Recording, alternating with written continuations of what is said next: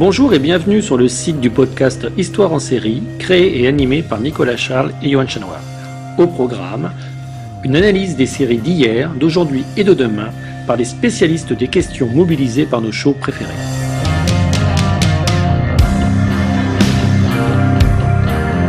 Histoire en série, c'est le podcast qui met en relation histoire, sciences humaines et séries.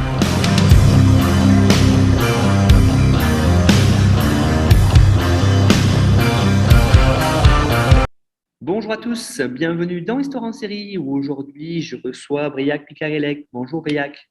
Bonjour. Alors Briac, vous êtes actuellement doctorant en section 11 en quatrième année à l'université du Havre Normandie. Votre thèse est co-dirigée par Sarah Hatchuel et Donna Andréol au laboratoire GRIC. Donc l'intitulé de la thèse est Twin Peaks.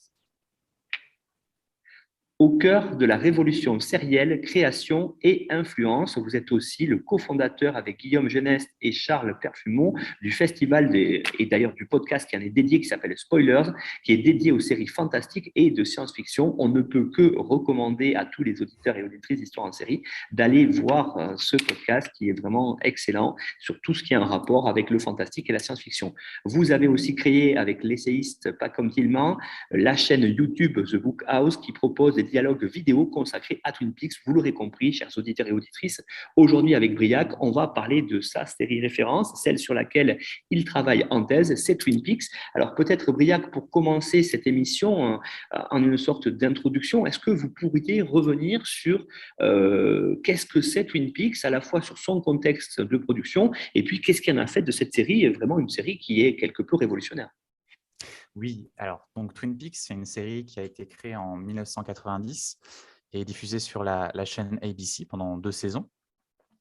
Et c'est une série qui a comme principale particularité, et c'est la raison pour laquelle souvent on en parle au départ, c'est d'avoir été créée par le cinéaste David Lynch, auteur entre autres donc, de films comme Mulholland Drive, Blue Velvet, Eraserhead, etc.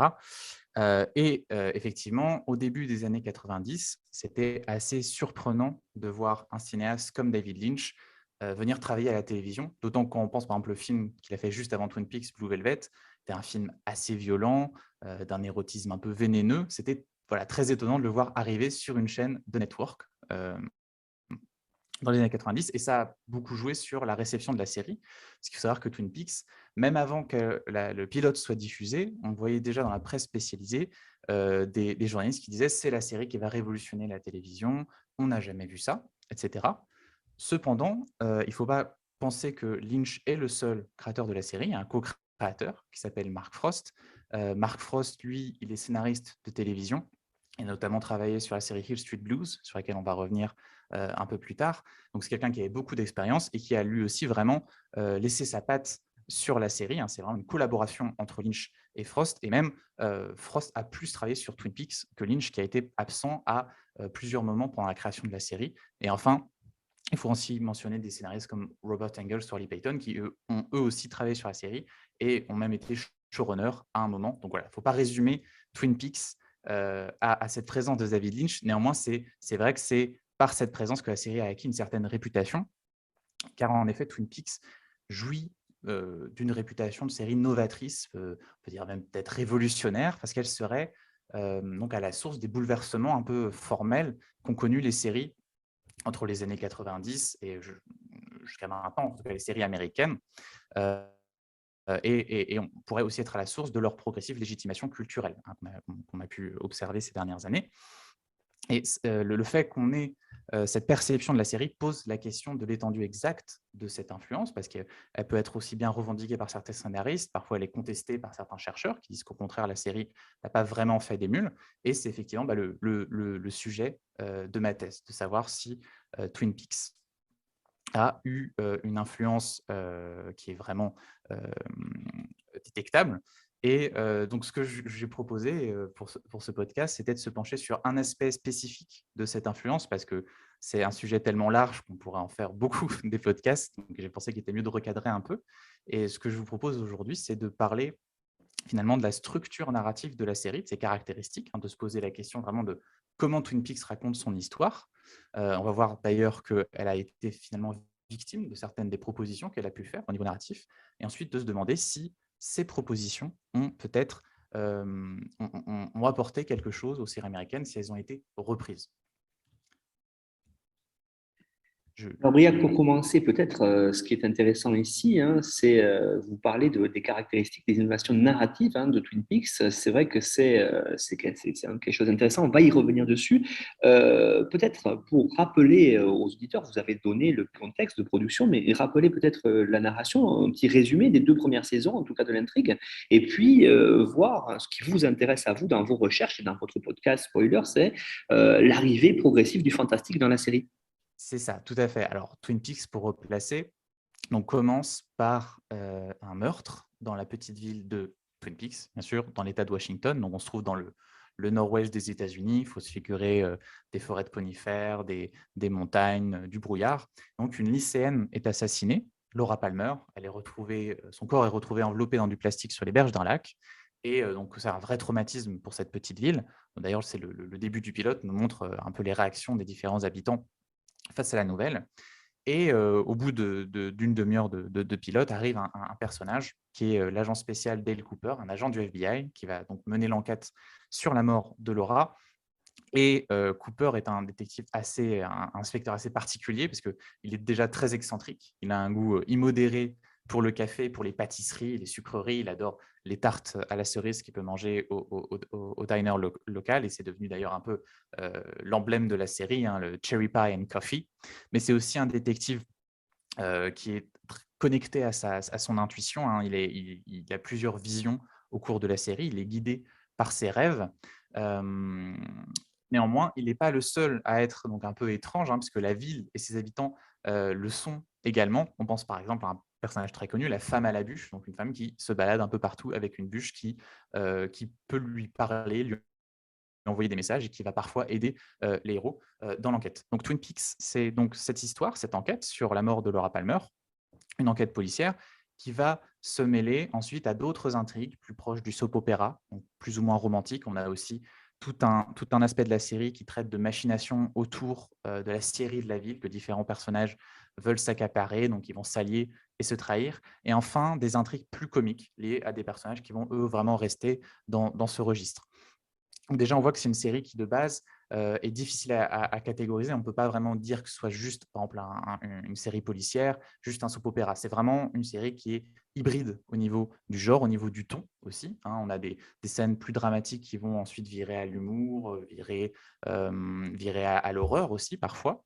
Et effectivement, c'est une série qui est marquée par l'arrivée progressive du surnaturel, d'accord, qui est déjà en fait suggérée assez rapidement quand Dale Cooper fait, donc dans une séquence qui est assez connue dans le 3e épisode de la série, un rêve qu'on appelle le rêve de la chambre rouge, où il se trouve dans un espace qui est donc avec un carrelage de chevrons noirs et blancs, des grands rideaux rouges et des fauteuils sur lesquels il voit un homme qu'on appelle l'homme d'un autre endroit, et Laura Palmer, donc la victime, qui vont lui envoyer des messages. Donc ça, c'est une des premières scènes qui nous guide vers peut-être la possibilité du surnaturel, même si on peut encore penser qu'on est dans l'onérisme.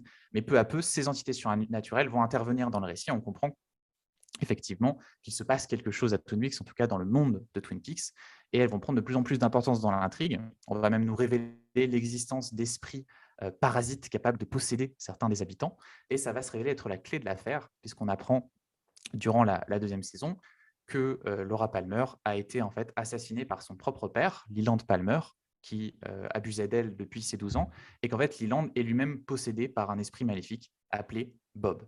Donc on a effectivement cette résolution donc, du policier qui est donnée par le surnaturel et qui peut en fait qui intervient principalement parce que Lynch et Frost ont été contraints de résoudre cette enquête. Eux, ils auraient souhaité qu'elle dure plus longtemps, peut-être toute la série, mais il y a eu des pressions de la part de la chaîne qui répondait en fait au désintéressement du public, à la chute de l'audience, pour mettre fin à cette enquête policière.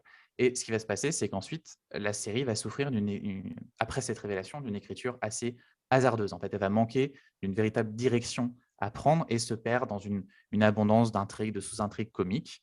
Finalement, on aura quand même un personnage qui va ressortir du lot, qui s'appelle Windom Earl, qui est l'ancien partenaire de Dale Cooper au FBI et qui va être un peu son Moriarty. Il y a des références à Sherlock Holmes, clairement, dans Twin Peaks.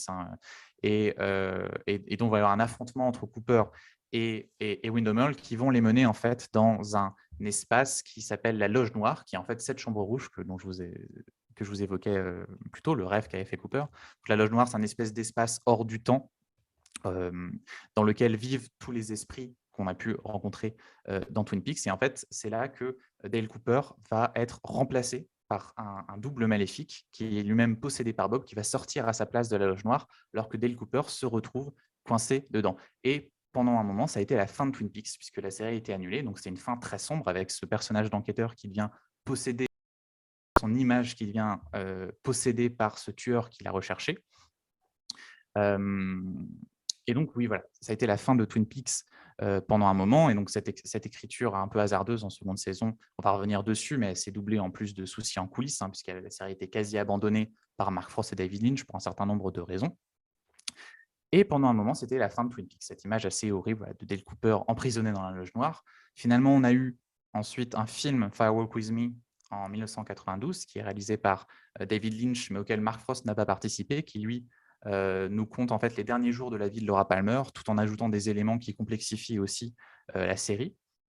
Et enfin, la série est revenue pour une troisième saison, Twin Peaks The Return, sur la chaîne Showtime en 2017, qui a continué le récit, cette fois-ci en montrant ce qui est arrivé à Dale Cooper. Mais aujourd'hui, parce que ce sont en fait, finalement ces autres incarnations de Twin Peaks sont assez différentes et ont des enjeux, en tout cas je pense, différents de ceux de la série originale, on va se concentrer vraiment sur les premières saisons.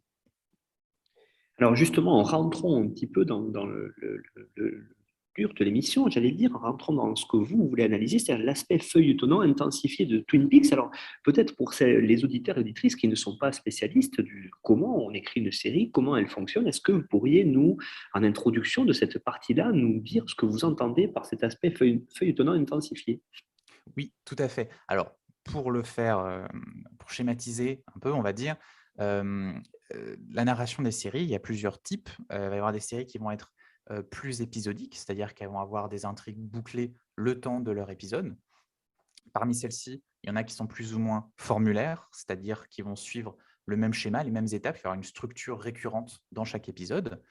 Et il y a la possibilité aussi d'être feuilletonnant, donc d'avoir une intrigue qui se poursuit d'épisode en épisode, et épisodes qui sont donc normalement destinés à être visionnés en respectant leur ordre de diffusion. En général, les séries vont un peu moduler. On va avoir différents degrés d'interaction entre ces différentes formes-là. Alors ça, c'est par exemple le sujet de recherche de Claire Cornillon, qui évoque donc un peu ces différents degrés. Or, la particularité de Twin Peaks, c'est justement d'être une série entièrement feuilletonnante. Donc, ça, en soi, ce n'est pas totalement étonnant quand on se retrouve au début des années 90. Il y a eu des séries comme Dallas ou Sweet Blues qui ont déjà creusé le feuilletonnant sur les chaînes de network, en plus, bien sûr, du soap opéra, mais sur un mode un peu différent. Mais ce qui va distinguer Twin Peaks de ses prédécesseurs, ou même de séries qui lui sont contemporaines, c'est la manière dont elle utilise la narration feuilletonnante. Et pour moi, on peut là dresser un parallèle avec un style de mise en scène qui est étudié par David Bordwell, donc un chercheur qui travaille sur le cinéma, dans son ouvrage The Way Hollywood Tells It. Et en fait, c'est la notion de continuité intensifiée. Donc la continuité classique, c'est un ensemble de techniques de mise en scène et de montage qui visent à présenter un contexte spatio-temporel cohérent. Donc c'est des choses qu'on utilise au cinéma depuis les années 30-40. Et Bordwell a identifié dans les années 80 le fait que cette continuité, certains de ses attributs ont été accentués en fait, par certains réalisateurs, et ça a donné en fait une nouvelle forme de continuité qu'il appelle la continuité intensifiée. Et moi, je considère que d'une certaine façon, Twin Peaks, au début des années 90, a également sélectionné des aspects spécifiques du feuilletonnant tel qu'on avait pu le voir jusque-là pour les développer et les accentuer. Alors, premier aspect, peut-être, Briac, qu'on peut voir, c'est tout ce qui tourne autour de l'arc narratif, ce qui est présent dans la série. Cet arc central, qu'est-ce qu'on peut en dire parce que c'est celui qui va véritablement, vous avez commencé à évoquer, articuler toute l'intrigue.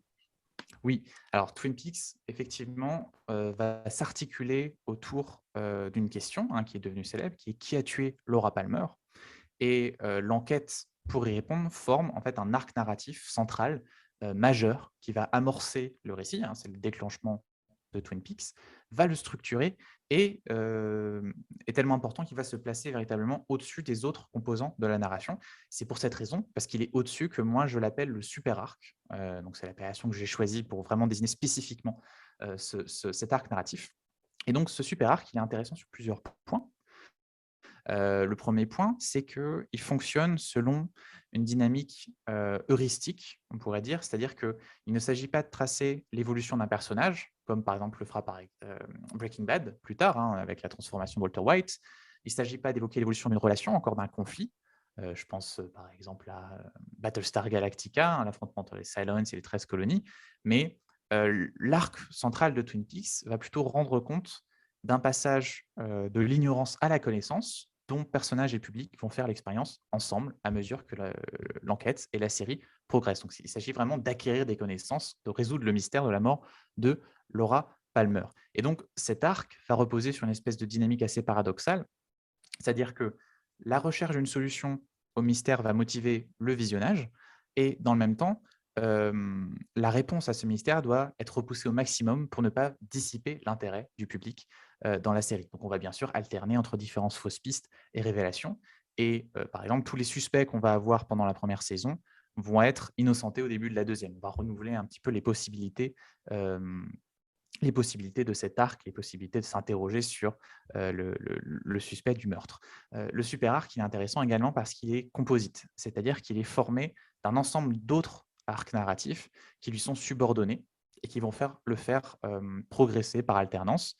Du coup, moi je les appelle les infra-arcs, super arcs et les infra-arcs, parce qu'en effet, l'enquête sur la mort de Laura n'est pas seulement l'apanage de Dale Cooper et des membres du bureau de shérif de Twin Peaks.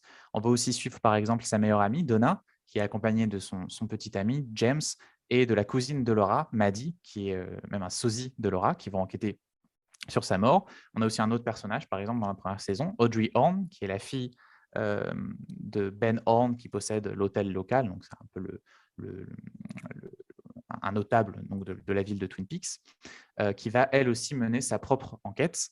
Et donc, il faut se figurer un peu le fonctionnement de SuperArc comme une sorte de véhicule. Et ces infra-arcs que je viens d'évoquer sont des passagers qui vont se relayer à la place du conducteur. Et d'ailleurs, c'est souvent quand deux infra-arcs se croisent que le super-arc va progresser, quand les informations sont partagées. Et chacun de ces infra-arcs, en général, se concentre sur un suspect. Ça permet aussi de retarder la réponse en évoquant différentes pistes en même temps.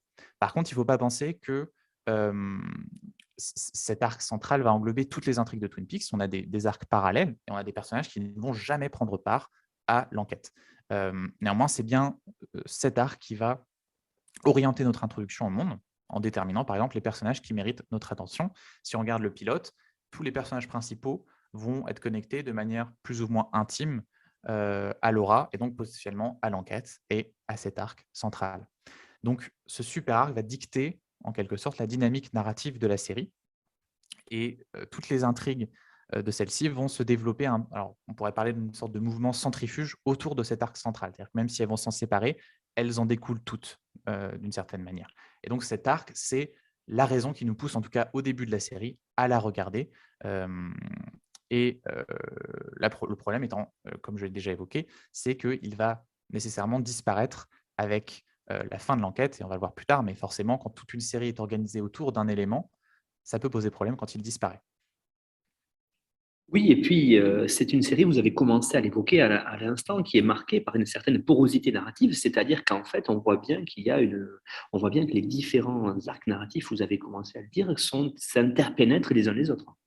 Tout à fait. Alors effectivement, oui, Twin Peaks est marqué par ce qu'on peut appeler une porosité narrative, c'est-à-dire que chaque strate de la narration est en fait perméable à la continuité narrative de la série, incarnée bien sûr par le super arc qu'on a évoqué. Et c'est une porosité qui, je pense, témoigne d'un désir de faire primer la continuité sur l'autonomie de l'épisode, et c'est un désir de narration à l'échelle de la série, et d'une envergure qui est jusque-là, jusqu'au moment où Twin Peaks est diffusé, relativement inédite.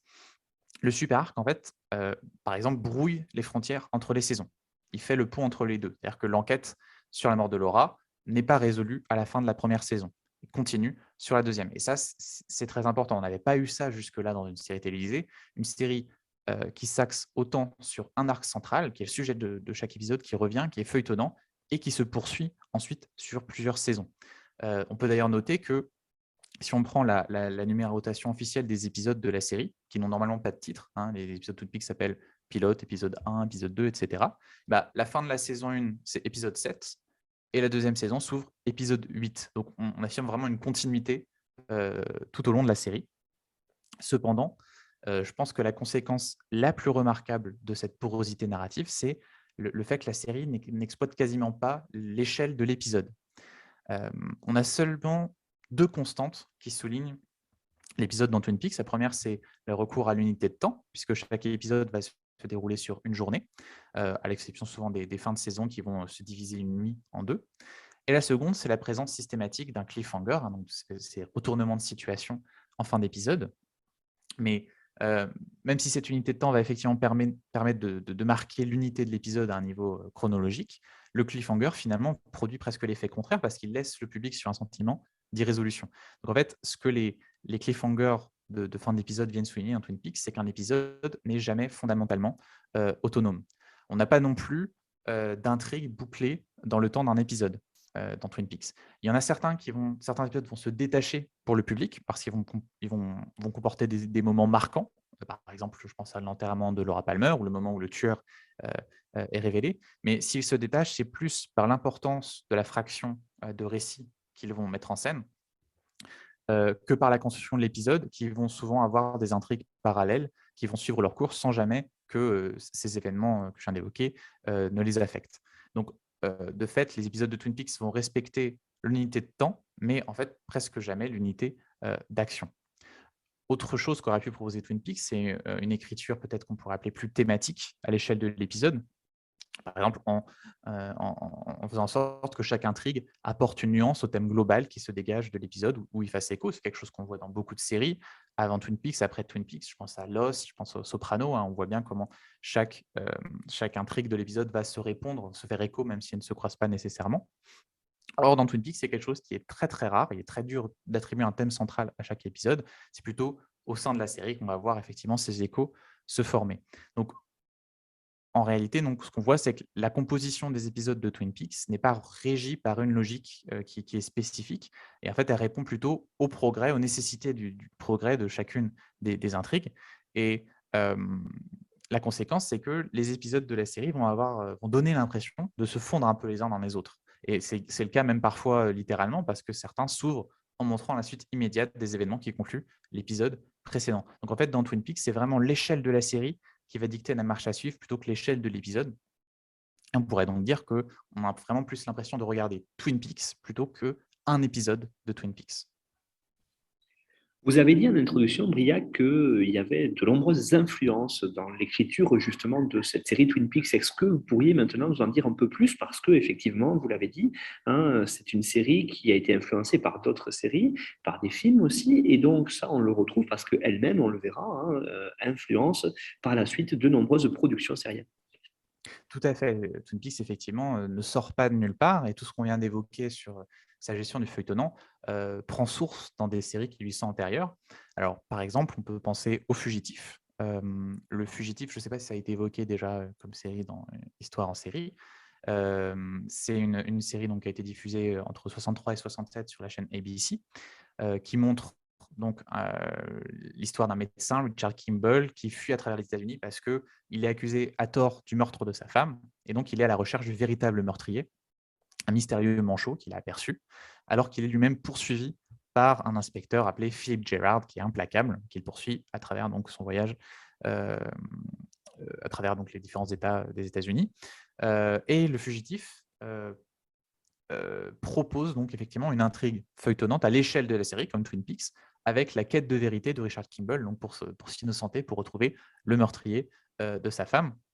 Et comme dans Twin Peaks, c'est une intrigue qui dispose d'un rôle central dans sa structure narrative, puisqu'elle va déclencher l'histoire, elle est rappelée à chaque épisode, et elle motive les actions du personnage principal comme des personnages récurrents, tout en attisant la curiosité du Twin Peaks. du public. Twin Peaks, d'ailleurs, fait référence de manière explicite aux fugitifs. Dans la série, on a un personnage qui s'appelle Philip Gerard, comme l'inspecteur du fugitif, et qui est lui aussi manchot et recherché par, euh, par les policiers au début de la série. Donc, il y a vraiment une référence explicite à cette série, qui est d'ailleurs une référence avouée pour David Lynch et Mark Frost. Cependant, Le Fugitif, à différence de Twin Peaks, c'est une série épisodique. D'accord ? Il y a vraiment une intrigue bouclée à chaque épisode. On peut voir d'ailleurs la différence entre les deux séries simplement par leur approche géographique. Parce que, alors que Kimball, dans Le Fugitif, voyage de ville en ville, Dale Cooper, dans Twin Peaks, reste à Twin Peaks. Autrement dit, l'arc narratif du Fugitif va propulser la série de destination en destination, d'intrigue en intrigue, tandis que Twin Peaks va creuser ses intrigues sur le long terme en s'ancrant dans un même lieu. Donc, autant, en fait, il faut voir que l'intrigue, l'arc feuilletonnant du fugitif était en fait calibré pour une narration épisodique et formulaire, là où celui de Twin Peaks est en fait constitutif de son approche du feuilletonnant. L'arc du fugitif, c'est juste une justification pour mettre Richard Kimball sur les routes. C'est un prétexte plus qu'un mystère à résoudre. Il est d'ailleurs seulement résolu dans le dernier épisode. Et c'est sans doute ce qui a permis aussi à ces scénaristes d'en retarder la conclusion. Alors que l'importance de cet arc central de Twin Peaks, dans sa structure narrative, a placé d'emblée la question de sa résolution au centre des préoccupations du public. La deuxième influence majeure sur cette construction de la série, c'est la série Hill Street Blues, alors traduite par Capitaine Furioso quand elle a été diffusée en France. Elle diffusée sur NBC de 80 à 87. Hill Street Blues, c'est une série qui est à la croisée de la série policière et du soap opéra et qui dépeint la vie donc, du commissariat de Hill Street, situé dans une ville qui n'est jamais nommée. Et chaque épisode se déroule sur une journée, comme dans Twin Peaks, et entremêle de multiples lignes narratives feuilletonnantes, en proposant une multiplicité de personnages et d'intrigues qui va donner une impression de foisonnement. Et donc, on voit bien le parallèle, en tout cas l'inspiration de Twin Peaks par le recours à une narration feuilletonnante, une unité de temps ou encore un ancrage géographique constant dans la vie d'une communauté. Et c'est une parenté qui ne surprend pas, puisque je vous l'avais dit plus tôt, Mark Frost a été non seulement scénariste sur Hill Street Blues, mais il a même été pendant une saison Chief Story Editor, et c'est ce qu'on appellerait maintenant un showrunner. Cependant, à l'inverse de Twin Peaks, Hill Street Blues ne dispose pas d'un arc central. Elle est structurée simplement par son ancrage géographique. C'est la chronique d'un lieu, et de ceux qui vont y travailler. Et d'ailleurs, elle se conclut logiquement par l'incendie du commissariat. Donc, pour conclure cette question de ces influences, on voit que Twin Peaks opère vraiment la synthèse de ces deux séries. Elle va articuler la structure globale de Hill Street Blues autour d'un arc à l'échelle de la série, comme celui du fugitif. Donc, c'est une approche qui est vraiment hybride et qui est, je pense, à la source de cette intensification du feuilletonnant opéré par la série. Briac Picarelli, maintenant, j'aimerais qu'on en vienne à un aspect intéressant de Twin Peaks, un aspect important d'ailleurs, parce que cette série, elle est devenue culte, sans doute, suite après ça. Hein, c'est vous le spécialiste, c'est vous qui allez nous dire. Mais c'est le fait que cette série dispose de nombreux mystères. C'est-à-dire que c'est une série qu'il faut, pour les auditeurs, il faut suivre, bien sûr, comme on l'a dit, parce qu'elle est feuilletonnante, et donc il faut la décoder. Alors, qu'est-ce que vous avez voulu entendre par cette idée de mystère feuilletonnant, finalement ? Alors, effectivement, donc, Twin Peaks va proposer des mystères feuilletonnants. Par mystère, je fais référence à la présence dans le récit de béances, plus ou moins volontaires, qui vont susciter la curiosité du public, en général des personnages. Et Twin Peaks, je pense, c'est la première série à avoir, en tout cas aux États-Unis, à avoir su déceler et exploiter l'appétence du public télévisuel pour des mystères étalés sur le long terme. Et comprendre que ce public pouvait même apprécier les zones d'ombre, apprécier de spéculer sur les zones d'ombre de la série. Alors, cependant, bien sûr, Twin Peaks n'est pas la première série à exploiter les mystères à la télévision américaine, bien au contraire. C'est même un élément structurant des séries télévisées très rapidement. Par exemple, dans une série de science-fiction comme Star Trek, dans laquelle l'équipage de l'Enterprise va à chaque épisode, enfin pas à chaque épisode peut-être, mais doit souvent faire face à un phénomène inexplicable, explorer une planète inconnue. D'accord ? Ça, une série qui repose sur des mystères. Chaque épisode de la quatrième dimension également va reposer sur une situation mystérieuse avec un contexte manquant qui va troubler les personnages, qui va troubler le public. Mais à la différence de Twin Peaks, on voit que là, on est vraiment dans des mystères qui sont cantonnés à un seul épisode. Sur ce point, la première évolution, on peut dire dans la feuilletonisation, hein, c'est un peu un terme barbare, mais des mystères, c'est le fugitif qu'on a déjà évoqué. Dans le fugitif, le meurtre de Helen Kimball, la femme de Richard Kimball, est un mystère qui s'étend sur plusieurs saisons. Par contre, la série ne repose pas sur un travail du feuilletonnant, sur la curiosité des spectatrices et des spectateurs. Même si le rôle du manchot et le motif du meurtre sont une énigme jusqu'à la fin de la série, le fugitif ne va pas explorer d'autres pistes. Le public n'est pas invité à découvrir d'autres indices, à les garder en mémoire. Le mystère, c'est un élément mineur en fait, dans cet arc qui repose plutôt sur le suspense. En fait, l'attention du public elle est dirigée vers les circonstances, n'est pas dirigée vers les circonstances du meurtre. On se demande plutôt si Richard Kimball va réussir à rester en liberté et à prouver son innocence. Une autre étape ensuite a été marquée par Dallas, la fameuse série Dallas, qui concluait sa 3e saison sur un cliffhanger dans lequel J.R. Ewing était abattu par un assaillant qu'on ne voyait pas à l'écran. Et dans l'été qui a suivi la diffusion de cet épisode, le mystère de l'identité de l'assassin a généré vraiment un phénomène médiatique sans précédent. Tout le monde se demandait qui a tiré sur J.R. Et la réponse a été finalement donnée dans le 4e épisode de la série suivante. Donc Dallas a en fait transformé la pause entre les saisons en une opportunité donc de spéculer sur les développements narratifs futurs d'une série et d'essayer de trouver la solution à un mystère avant que la série l'offre. Donc ça, c'était effectivement nouveau. C'est encore une progression par rapport à ce qu'a fait le fugitif. Et Dallas a montré qu'un mystère feuilletonnant peut en fait permettre d'approfondir l'implication du public télévisuel. Et sur ce point, son influence sur la construction de narrative de Twin Peaks est, je pense, assez manifeste. Et d'ailleurs, la parenté entre les deux séries a été perçue dès la diffusion de Twin Peaks par la presse, qui comprenait cette question, qui a tué Laura Palmer, qu'on pouvait voir sur de nombreuses publicités, comme un écho explicite à qui a tiré sur J.R. Un autre exemple pour voir cette parenté, enfin en tout cas la perception de cette parenté, c'est dans la série Les Simpsons. Dans Les Simpsons, on a un épisode qui s'appelle « Qui a tiré sur Monsieur Burns ?» Et donc l'épisode où le fameux Monsieur Burns se fait tirer dessus conclut une saison et reprend grosso modo la structure de l'épisode de Dallas, alors que l'épisode suivant, dans la saison d'après, qui résout le mystère, lui fait des références explicites à Twin Peaks. Donc on voit comment le cadre référentiel évolue et reconnaît en fait ce que Twin Peaks doit à Dallas, ou en tout cas l'idée que d'une certaine manière, Twin Peaks vient après Dallas. Et enfin, on a une dernière série qu'on pourrait mentionner qui est importante. C'est la série britannique Le Prisonnier. Je crois qu'il y a déjà un épisode d'Histoire en série à son sujet, donc je renvoie peut-être les auditeurs à celui-ci. Mais le Prisonnier a pour particularité de ne pas, proposer de mystères véritablement feuilletonnants, mais d'en proposer un grand nombre sur le contexte de la série, sur ce qui a fait que le personnage va se retrouver prisonnier dans ce mystérieux village, sur la nature même du village, etc. Et donc, le Prisonnier va annoncer Twin Peaks en s'implantant en fait dans un lieu saturé de mystères. La différence avec Twin Peaks, c'est que les mystères ne sont pas le sujet des épisodes de la série, qui vont se concentrer plutôt sur des problèmes pratiques ou éthiques rencontrés par le héros.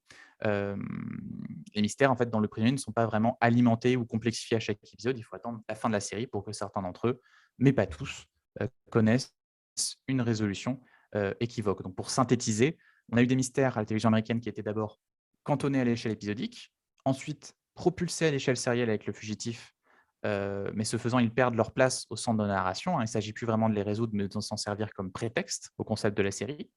Au début des années 80, Dallas expérimente un premier mystère véritablement feuilletonnant, qui montre leur potentiel dans la captation de l'attention du public, même si l'expérience est limitée dans le temps, comme dans la forme. Et finalement, Le Prisonnier ouvre la possibilité d'un univers sériel intensément mystérieux. Briac, vous venez d'évoquer avec nous juste à l'instant justement comment ces différents types de mystères dans les séries qu'il y a eu avant Twin Peaks étaient peu à peu mis en place et avaient créé une certaine, là aussi, une certaine appétence par rapport pour le public pour ces mystères-là. Alors maintenant, peut-être, est-ce que vous pourriez nous dire finalement quels sont ces grands mystères que l'on trouve dans Twin Peaks qui ont fait de cette série une série vraiment culte? Oui, tout à fait. Alors, Twin Peaks, voilà, ce qui est intéressant pour reprendre donc, les séries qu'on a évoquées avant, c'est que c'est vraiment l'aboutissement de toutes ces différentes tendances. D'accord? Elle va proposer un ensemble de mystères qui est encore plus considérable que celui du prisonnier. Donc, pas seulement autour de la mort de Laura, mais par exemple, j'ai évoqué tous ces esprits, l'idée de la loge noire, Bob, etc. Donc, ça va y avoir énormément d'éléments autour de ça qui vont attiser la curiosité du public. De la même manière, les mystères de Twin Peaks vont être feuilletonnants, comme ceux de Dallas, et s'étendre à l'échelle sérielle, comme l'arc central du fugitif. Et enfin, leur importance dans la narration de la série va être similaire à celle de séries à mystère épisodiques qu'on a évoquées un peu plus tôt, comme par exemple la quatrième dimension. Donc c'est vraiment, elle prend tous ces éléments-là, elle va encore plus loin. Et donc, comme on l'a dit, elle a elle est comment dire, organisée autour d'un mystère feuilletonnant central, hein, cette idée de chercher l'identité du meurtrier de Laura, qui va donc multiplier les indices, les fausses pistes, et demander une implication plus grande de la part du public que on pouvait lui demander dans d'autres séries jusque-là. Donc c'est un choix, en tout cas, d'axer la série autour d'un élément de ce type, qui montre une certaine confiance de la part de Frost et de Lynch dans la capacité de ce mystère central à mobiliser le public, à mobiliser son intérêt. Or, justement, en stimulant de manière peut-être plus intense qu'on ne l'avait fait jusque-là, la mémoire des spectatrices et des spectateurs, et en jouant sur la manière dont on peut divulguer différentes informations, différentes fausses pistes, la série va aussi stimuler un comportement interprétatif, herméneutique, de la part de son public. Et c'est pour ça que Twin Peaks est également, je pense, la matrice de ce que j'appelle les séries à décodage, donc des séries qui sont conçues pour être revues, pour prendre véritablement toute leur ampleur. Alors, bien sûr, les séries, en général, sont conçues pour être revues parce qu'aux États-Unis, le but, c'est ce qu'on appelle la syndication, donc la revente de la série à d'autres stations de télévision. Et donc, les épisodes sont toujours, enfin, en tout cas sur les chaînes networks, en général conçus pour être diffusés plusieurs fois sans lasser. Mais Twin Peaks, et ça, c'est quelque chose que dit par exemple pas quotidiennement, c'est la première série qui doit impérativement être revue. Et en fait, effectivement, le public veut revoir Twin Peaks dès la première diffusion de la série pour en capter, pour capter tous les indices et peut-être espérer résoudre l'enquête avant que celle-ci soit conclue par le récit. Et sur ce point, Twin Peaks bénéficie en fait d'un contexte qui est très favorable à la création de ce comportement des spectateurs, parce qu'elle bénéficie de deux innovations majeures que sont en fait la démocratisation du magnétoscope et des forums en réseau, qui vont donc être deux éléments propices à l'évolution des pratiques des fans.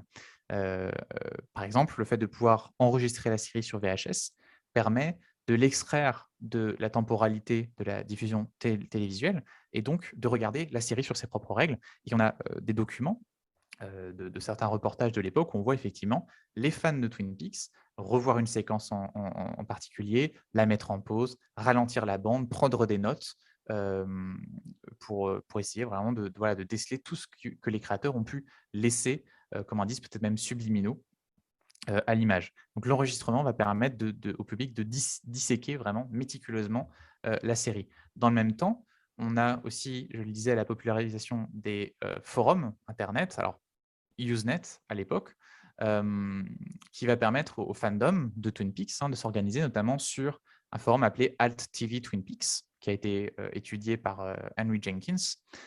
Et on y voit d'ailleurs que un groupe donc, est très actif durant la diffusion de Twin Peaks dans les années 90 sur ce forum. Même si tous les messages ne sont pas dédiés à formuler des hypothèses, des théories sur la série, ça reste quand même l'activité de prédilection des utilisateurs. D'ailleurs, après la résolution de l'enquête sur Laura Palmer, les forums se dépeuplent et ne reprennent vie qu'avec l'arrivée du personnage de Windom Earle qui va replacer les mystères, peut-être pas au premier plan, mais qui va redonner de l'importance à la notion de mystère dans la narration de la série. D'ailleurs, il y a une fan dans ces forums qu'on peut voir remarquer je me fiche de savoir qui a tué Laura Palmer, j'aime juste le puzzle. Donc, on voit bien que c'est une activité qui est associée au visionnage de Twin Peaks. Et les fans sont d'ailleurs conscients de la manière dont ces deux avancées technologiques, le magnétoscope, les forums en réseau, vont permettre cette relation plus approfondie à la série. Et Henry Jenkins en cite un qui dit d'ailleurs au début de la diffusion de la deuxième saison, vous imaginez si Twin Peaks était sorti avant le magnétoscope ou Internet, ça aurait été l'enfer. Euh, et donc, Twin Peaks, avec Twin Peaks, l'idée de revoir une série devient une espèce de mode d'engagement ludique pour le public qui va devenir détective lui aussi et va inspecter chaque épisode pour en fait dévoiler la richesse de l'œuvre et s'efforcer d'en éclairer les zones d'ombre et peut-être même parfois d'anticiper l'écriture, d'anticiper ses futurs retournements. Et c'est quelque chose qu'on a vu ensuite se développer encore plus avec des séries comme Lost, par exemple. Briac, cette idée vraiment que vous venez d'évoquer est vraiment intéressante parce qu'on se retrouve finalement dans Twin Peaks, vous l'avez dit, hein, cette idée de narration vraiment très hétérogène. Il faut voir plusieurs fois un épisode parfois pour bien le comprendre. Donc ça, pourquoi est-ce que finalement les Lynch et Frost ont travaillé comme ça? Alors, Lynch et Frost, je pense qu'ils ont travaillé de cette manière parce que ça les intéressait effectivement de pousser plus avant la manière de gérer ces mystères, la manière de gérer leur récit. Et c'est ça qui a suscité effectivement ce comportement de la part du public. Mais c'est en fait aussi la clé, je pense, pour comprendre les problèmes qu'a pu rencontrer la série, qu'on a évoqué très brièvement dans l'introduction. C'est-à-dire que c'est des propositions qui n'ont pas été sans conséquences et je pense voilà, sont à la source du parcours un peu chaotique de Twin Peaks. C'est-à-dire que ce mystère feuilletonnant là, autour de la mort de Laura Palmer a généré une attente extrêmement forte. Hein. On avait des spectateurs qui, dans des diffusions publiques de la fin de la saison 1, hurlaient parce que ils n'avaient pas eu la réponse. Ils ne savaient pas qui était le tueur à la fin de la première saison. Donc déjà, la saison 2 a commencé avec cette mauvaise réception d'une partie du public qui voulait vraiment que le mystère se conclue, qui ne souhaitait pas qu'il soit étiré, alors que c'était le souhait, par exemple, de Lynch. Lui, quand on lui demande maintenant, il dit « Moi, j'aurais aimé que ça continue jusqu'à la fin du dernier épisode. Peut-être qu'on n'aurait même pas su qui avait tué Laura Palmer à la fin du dernier épisode. » Et donc, ce mécontentement du public, d'une partie de la presse, et enfin la chute d'audience de la série au cours de la deuxième saison, parce que Twin Peaks commence très fort avec son pilote, mais dégringole assez rapidement en termes d'audience, fait que, je l'ai dit, ABC va demander à Lynch et Frost, enfin même exiger de Lynch et Frost qu'ils apportent une réponse à ce mystère. Et ça a pour conséquence, bien sûr, de bouleverser la structure narrative qui avait été établie autour de ce mystère et du super arc qui le développe. Et donc, Twin Peaks se heurte à un problème nouveau, finalement, à ce moment-là, qui est comment on peut faire pour résoudre un mystère dans lequel le public de la série est investi depuis le début, c'est-à-dire que c'est la raison d'être de la série, un mystère qui a été étendu, qui a été densifié sur un grand nombre d'épisodes, et comment on peut faire pour le résoudre et en plus, malgré tout, poursuivre la série. Alors, leur solution, ça va être de proposer cette solution surnaturelle qu'on a évoquée, qui pourrait effectivement être une bonne alternative, pourrait relancer la mécanique de curiosité de la série sur un nouveau mystère central autour de ces esprits, hein, de la Loge Noire. Mais c'est là où Twin Peaks est très étrange, parce qu'elle met en place ces éléments qui seraient capables de maintenir sa dynamique, mais va tout de suite les reléguer au second plan, parce qu'on ne va pas tout de suite creuser les enjeux autour de Bob, autour des esprits dans la série. Et en fait, elle ne va pas parvenir à générer la même curiosité pour un mystère autour duquel elle pourrait organiser ses intrigues. En fait, ce qui va se passer dans la deuxième saison, après la révélation de l'identité du tueur, c'est que Twin Peaks va explorer différentes directions possibles pour son récit.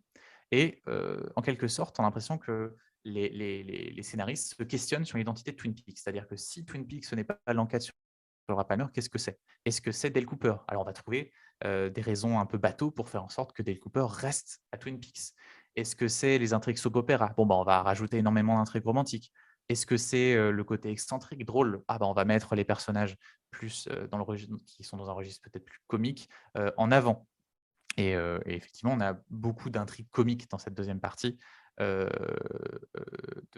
deuxième saison de Twin Peaks. Et donc, en fait, Twin Peaks va donner l'impression de stagner une fois ce super arc et ce mystère primaire conclu.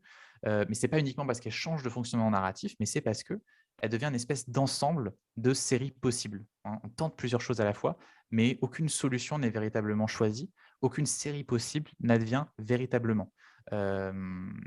Et on perd ainsi, par exemple, ce qui étaient les séquences, on pourrait dire, communautaires de la première partie de la série. On avait beaucoup de séquences où toute la ville se retrouvait ou réagissait à un même élément. Ça, c'est quelque chose qu'on perd totalement en deuxième partie de la deuxième saison de la série. On a l'impression d'un ensemble de personnages qui commencent à se déliter, à s'isoler. Il y a néanmoins ce qu'on pourrait appeler, on a parlé de mouvement centrifuge tout à l'heure, on pourrait dire qu'il y a également un mouvement centripète dans les derniers épisodes de la série où certaines intrigues vont se relier, notamment sous l'impulsion du personnage de Windom Earl, et on va avoir de nouveau des événements qui vont faire se réunir tous les personnages. Et enfin, dans le dernier épisode, on a plusieurs références au début de la série, même des personnages qui reviennent, comme Laura Palmer, etc., qui rappellent le début de la série. On essaie un peu de raccorder la série à son origine, mais c'est vraiment quelque chose qui arrive assez tard. Donc, ce qui ressort en fait de cette analyse de Twin Peaks qu'on a pu se livrer jusqu'ici, c'est vraiment que c'est une série, vous l'avez dit, qui est hétérogène dans sa narration. On l'a vu, elle a intensifié le feuilletonnant, elle a développé une esthétique narrative très, très ambitieuse. Et dans le même temps, quand cet arc central qu'il organisait s'est achevé dans sa deuxième saison, elle a perdu ce qui structurait sa narration. Elle a perdu aussi son unité thématique, parce que jusque-là, Twin Peaks, c'était effectivement ce sujet donc de la mort de Laura Palmer, de la prédation sur les jeunes femmes, de ce qui se cache aussi sous la surface bourgeoise un peu de cette petite ville américaine. Et elle perd ce sujet-là aussi en perdant le mystère de la mort de Laura Palmer. Et donc Twin Peaks, après ce moment-là, doit composer avec l'absence des éléments qui avaient jusque-là assuré sa cohérence. Et on l'a dit, elle se mue en espèce d'agglomérat disparate de séries possibles. Et donc même si elle recouvre en partie sa cohésion à l'approche de la conclusion, reste quand même l'image d'une œuvre bien que passionnante, qui est inaboutie, contradictoire, et en fait a été victime de son impossibilité à maintenir les principes narratifs qu'elle avait amorcés dans ses premiers épisodes. Donc victime finalement de ses propres innovations. Pour voir un peu plus loin maintenant, qu'est-ce que vous pourriez nous dire sur finalement son influence narrative sur d'autres séries? On a parlé des séries qui avaient influencé Twin Peaks, mais de son influence à elle sur des séries qui sont devenues après, qu'est-ce qu'on peut en dire? Alors, Twin Peaks, ce qui est intéressant, c'est que dans l'immédiat de sa diffusion, elle va devenir ce qu'on dit en anglais être une cautionary tale, donc une espèce un exemple à éviter. Et beaucoup on va voir des critiques, des chercheurs qui vont vraiment critiquer la série et justement la manière dont elle a géré ce mystère. On va en arriver à la conclusion que peut-être l'attention, la curiosité du public télévisuel ne peut pas être mobilisée de manière si intense, en tout cas aussi longtemps. Une anecdote, par exemple, c'est Damon Lindelof, le créateur de Lost, qui raconte que lorsqu'ils avaient les réunions préliminaires avec J.J. Abrams euh, et la chaîne ABC lors du moment de la création de Lost, Lloyd Brown, le président de la chaîne, disait attention, avec ces mystères, on ne peut pas refaire un Twin Peaks. Genre, vraiment, on n'a pas envie de se retrouver dans cette situation-là. Ce à quoi J.J. Abrams répondait si vous devriez espérer refaire un Twin Peaks, on en parle toujours près de 15 ans après.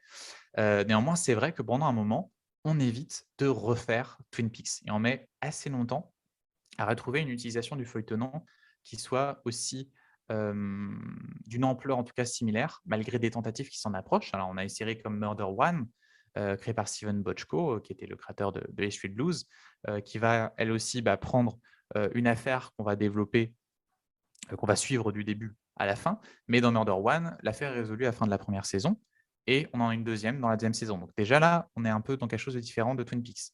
On a une série comme 24 heures chrono aussi, feuilletonnante, qui va même aller encore plus loin que Twin Peaks, qui avait donc chaque épisode se déroulant sur une journée. Là, c'est carrément la saison est une journée, chaque épisode va être 1 heure. Mais 24 heures chrono a quand même un travail au niveau de la structure de l'épisode et surtout conclut en partie chaque arc pour chaque saison. D'accord, il n'y a pas un arc principal qui fait toute la série. Même chose pour une série comme Alias. Finalement, c'est avec une série du câble comme The Wire qu'on va vraiment retrouver peut-être une utilisation du feuilletonnant plus ou moins similaire à Twin Peaks, mais il sera vraiment difficile d'établir un lien avec l'influence de Twin Peaks. En tout cas, de savoir si ça a pu influencer David Simon dans l'écriture de The Wire. Rien n'est moins sûr. Une vraie héritière de Twin Peaks, certaine manière, en tout cas dans sa gestion des mystères, c'est Lost. Lost vraiment va générer le même genre de curiosité de la part du public, gérer ces mystères d'une manière relativement semblable. Et d'ailleurs, Damon Lindelof avoue adorer Twin Peaks, dit même que c'est avec Twin Peaks qu'il a eu l'expérience, effectivement, la première fois de l'idée de voir une série et de la revoir pour voir ces mystères. Donc vraiment, sur ce point-là, Lost découle de Twin Peaks, mais on note néanmoins qu'en termes de stratégie narrative, Lost est assez différente puisqu'elle va quand même reposer sur un travail sur la structure de l'épisode. Donc, on n'est pas dans le feuilletonnant intensifié de Twin Peaks sur ce point-là. Et effectivement, Lost n'est pas la seule à faire ça. C'est-à-dire que la plupart des séries qui vont être influencées par Twin Peaks au niveau narratif, et sur d'autres niveaux aussi, si on sortait un peu de ces considérations juste sur le plan de la structure narrative, la plupart des séries influencées par Twin Peaks ne vont jamais reprendre totalement les propositions de Twin Peaks. On pourrait dire que l'influence de Twin Peaks est toujours filtrée. D'accord, on va reprendre certains éléments en fonction de certains critères. Alors, ça peut être en fonction de la chaîne sur laquelle on est diffusé, en fonction de là où on se place par rapport à la diffusion de Twin Peaks. C'est-à-dire que juste après Twin Peaks, on évite de limiter comme ça un échec commercial. 15 ans après, c'est une série culte, on peut un peu plus y faire référence. Donc voilà, l'influence de Twin Peaks va être filtrée. Et d'une certaine manière, on voit donc que les séries influencées par Twin Peaks filtrent son influence de la même manière que Twin Peaks avait pu filtrer l'influence du Fugitif et de Hill Street Blues pour arriver à quelque chose de différent. L'exemple le plus fameux, peut-être le plus intéressant de ce phénomène de filtrage, je pense, c'est la série X-Files, qui reprend l'idée d'un arc à l'échelle de la série, organisé autour de mystères, ce qu'on appelle dans X-Files la mythologie de X-Files, un arc qui va d'ailleurs déclencher une ferveur interprétatrice chez le public d'une même ampleur que celle de Twin Peaks, avec des spectateurs qui vont se retrouver sur Internet, partager leurs découvertes, etc.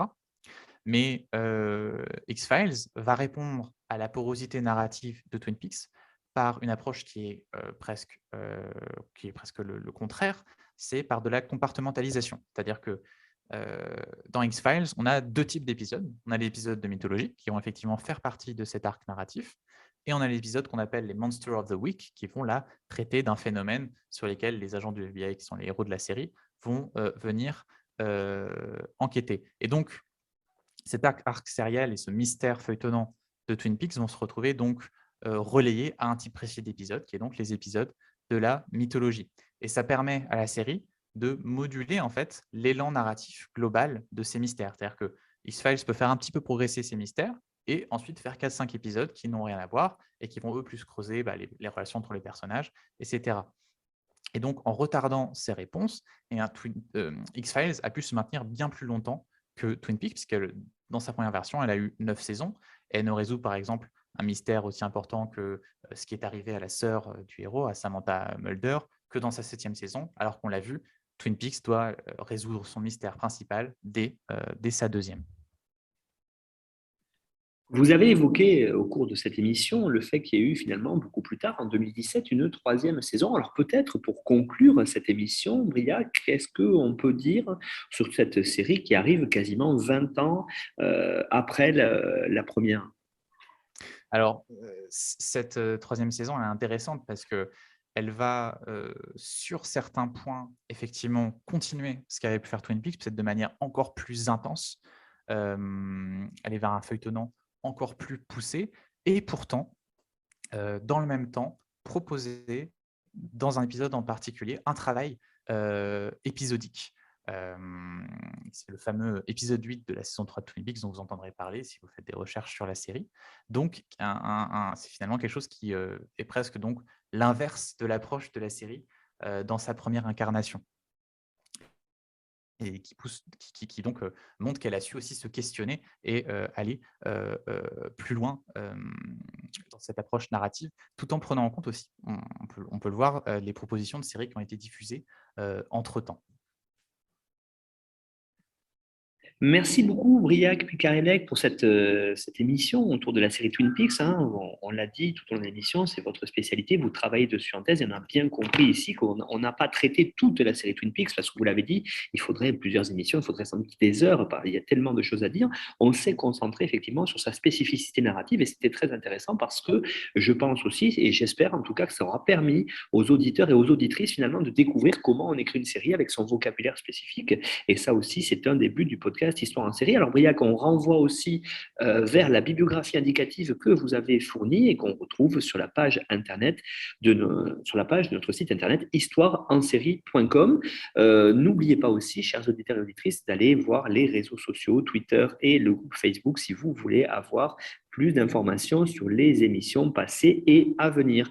Je renvoie aussi vers Spoilers, donc le podcast que co-anime Briac. Si vous voulez avoir d'excellentes émissions autour de séries fantastiques et de science-fiction, n'hésitez pas à aller écouter. Je recommande vraiment ce podcast-là. Et puis peut-être Briac, bientôt, dans la prochaine saison, on pourra peut-être faire une émission crossover en commun. Pourquoi pas? Eh ben, ce sera avec plaisir. Merci beaucoup Briac en tout cas, et puis à bientôt j'espère. À bientôt. Au revoir.